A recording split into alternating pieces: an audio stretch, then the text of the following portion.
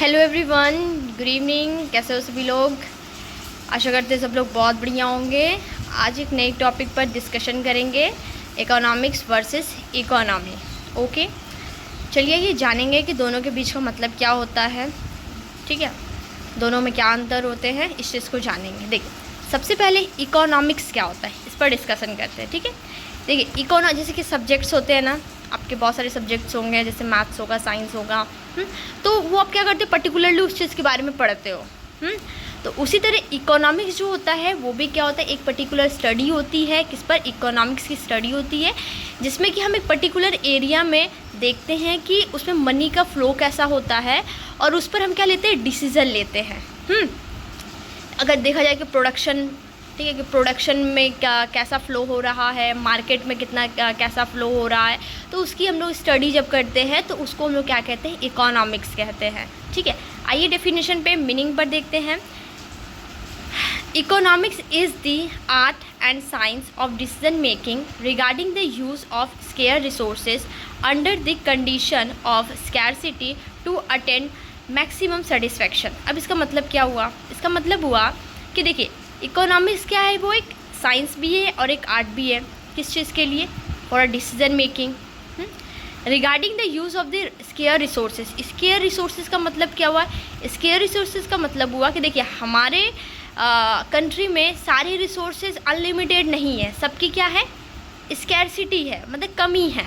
हाँ, ऐसे नहीं है कि बहुत ज़्यादा कोल है, बहुत ज़्यादा अदर जो मिनरल्स होते हैं बहुत ज़्यादा है, हम चाहे जितना भी यूज़ करें वो कभी ख़त्म ही नहीं होगा। नहीं, एक ना एक दिन सारे रिसोर्सेज को क्या है, ख़त्म होना है। तो स्कैरसिटी है। तो तो हमारे अगर टेक्नोलॉजी भी है तो क्या हमारे पास उस टेक्नोलॉजी भी क्या है, लिमिटेड है।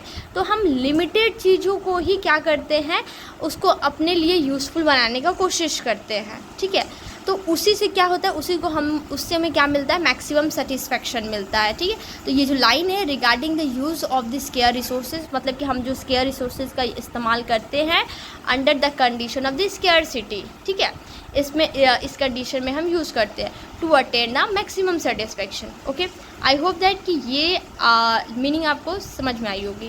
ठीक, क्योंकि मीनिंग समझ जाओगे फिर बाकी के आगे डिफरेंशिएट्स अपने आप समझ जाओगे। आइए दूसरे हेड्स पर आते हैं, इकोनॉमी। इकोनॉमी क्या होता है? देखो, हमने इकोनॉमिक्स में क्या पढ़ा, इकोनॉमिक्स में पढ़ा कि ये एक पर्टिकुलर चीज़ के बारे में स्टडी करती है, और ये जो इकोनॉमी होता है वो पूरे होल के बारे में स्टडी होती है। होल के बारे में, जैसे कि देखो, होल जैसे कंट्री है, कंट्री क्या है, होल है। किसी पर्टिकुलर हम जगह का बात तो नहीं कर रहे, अगर हम किसी पर्टिकुलर एरिया का बात कर रहे हैं, कि जैसे कि अगर आप जहाँ पे जिस स्टेट का जीडीपी अब कंपैरिजन कर रहे हो, ठीक है, कि दो स्टेट ले रहे हो, दो स्टेट का जीडीपी को कंपेयर कर रहे हो, तो उनके इनकम का वो देख रहे हो किस में ज़्यादा और किस में, तो वो एक पर्टिकुलर के बारे में स्टडी कर रहे हो, तो वो इकोनॉमिक्स हो जाता है। जब हम पूरे कंट्री के बारे में कर रहे हैं, पूरा एक जोग्राफिकल लोकेशन के बारे में स्टडी कर रहे हैं, तो वो हमारा क्या हो जाता है, इकोनॉमी होता है। ठीक है, जब हम होल के बारे में स्टडी करते हैं, पूरी कंट्री के बारे में स्टडी करते हैं, एक जोग्राफिकल रीजन के बारे में स्टडी करते हैं, तो वो इकोनॉमी होता है। मतलब पूरा, अगर हमारे देश में कितना मनी का फ़्लो है, ठीक है, कितना पैसा आ रहा है, कितना पैसा जा रहा है, ठीक है, कैसा मतलब कि इन्फ्लेशन हो रहा है या डिफ्लेशन हो रहा है, ये सब किसके बेसिस पे करते हैं, मनी के फ़्लो पे करते हैं। तो हमारे देश में मनी का फ़्लो कैसा है, पैसा कितना है हमारे पास, ठीक है, तो वो सबका जो भी हम लोग कैलकुलेशन करते हैं या फिर जानते हैं, तो वो किसके थ्रू जानते हैं, इकोनॉमी के थ्रू जानते हैं। ओके, तो बेसिकली देखते हैं, when a country or a geographical region is define a context of its economic study, it is known as economy. देखा, जब हम पूरी कंट्री के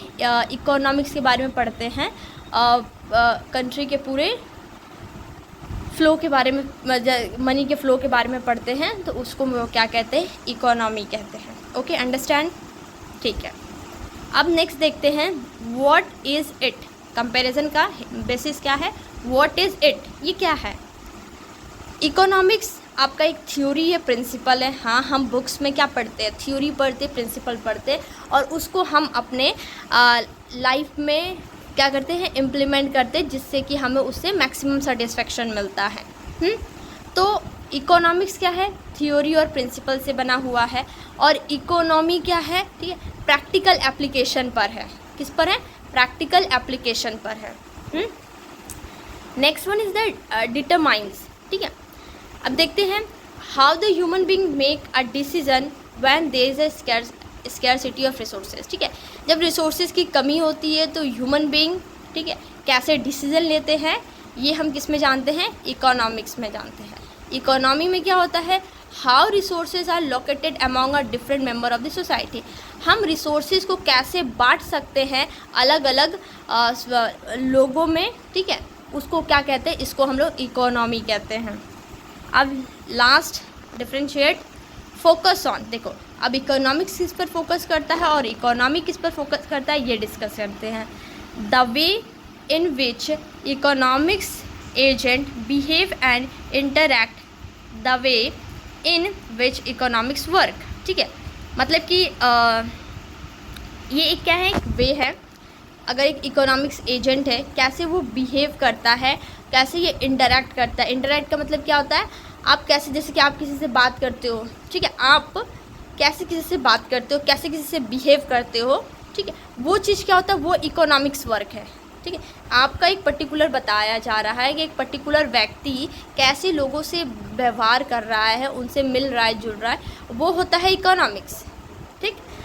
तो अब इकोनॉमी में क्या बोलता है, the way in which countries economic affairs are organize and conducted. अब देखो पूरे वर्ल्ड का जो इकोनॉमिक्स है, कैसे, ठीक है, आप इसको कैसे संभाल रहे हो, कैसे संभाल रहे हो और वो कैसे चल रहा है, वो होता है इकोनॉमी।